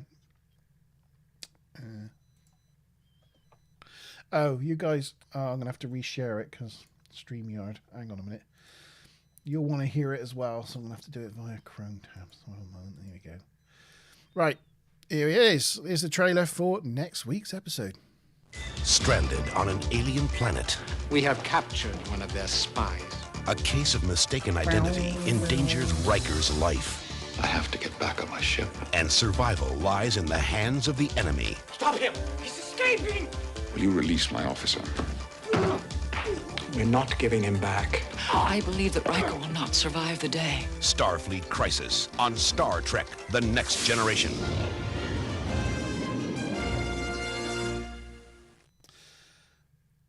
There we go. And Oh, it's don't. I'm going to say we could go into start talking about some of the actors and things we just saw in that trailer, because there's lots of good Star Trek actors, but we can talk about that next week, can we? Let's do that. I was just going to point out, I found the photo. So there's Gates McFadden with her candle. She signed a few of them. Oh my god. She's looking great, actually. Yeah, for, she's pushing 70, I suppose. But Yeah. All that dancing is looked after. 49. Yeah. Very good. I think her and Brent Spiner have some similar lineage from Eastern Europe. I think she's Lithuanian, but I think they both have Jewish in the family. So it was really cool when they were talking on that podcast and going over their history and how they grew up. It was really, really awesome to see it through their eyes. I assume that's Gates McFadden Investigates, is it? What does she investigate? I'm not She has a podcast called Gates It's McFadden like a podcast. Investigates. And she interviews various Yeah. people. She interviewed John Delancey, and he all his life believed he was French and Delancey, and he had an uncle who learned French and went over and thought it was all bourgeoisie. And then it turns out it was actually just Clancy, who was an Irish name, but it just got messed up in the form when he came over. So they'd believed this for like 6 generations. They were French and all sophisticated, but they were actually from West Ireland. They were just potato farmers that got lost. Very good. Oh no. Majram Stuplam. Mazram Stuplam. Okay, so I think that's about it for this evening. Thank you to Mazamit Bob, Tavikins Turner, and Chief Sean. Thanks for joining me again for talking about Star Trek Next Generation. Thanks to absolute pleasure. Thanks to Stuplum. Thanks to our winner for this evening, our champion, Subspace Chatter. Congratulations to you. Well done. Happy birthday, I'll Ruth. do it Bjorn style. Sorry, Ruth. Happy birthday, Ruth. And I hope you had a good evening. I'm glad you spent your birthday with us. I hope Supreme Panko enjoyed the all the data pics, and I hope Mohammed enjoyed the Enterprise D pics. Good to have you, Mohammed. And everybody loves D pics. Everybody loves a D pic. Yeah, as many pics of the D as he can send us. Yeah. I've tried to fit a couple in, but they were only like partial D pics. They weren't the whole thing. Yeah, no, I get it. Sometimes it's smaller, sometimes they're bigger. Right? It's only the tip. Single Polaroid. Yeah. Apple nacelles. A couple of nacelles. Yeah. So I hope you join us next week to talk about First Contact. Not the film. First Contact, the 4th season episode. Yes. Yeah. We'll see you then next Wednesday, 8:00. Cheers. Bye. Bye. Bye.